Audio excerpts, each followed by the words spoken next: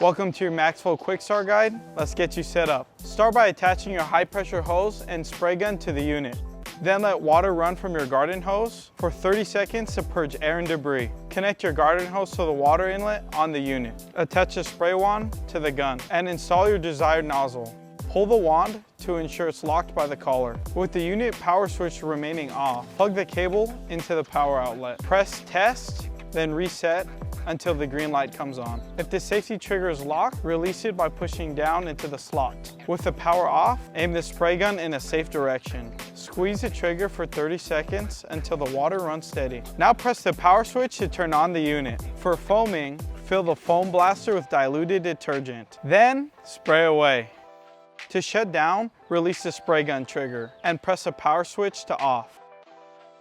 Unplug the unit, then squeeze the trigger again to release any pressure or stored water. Finally, lock the safety on your spray gun. For full instructions and safety, read the full manual at MaxFlowProducts.com.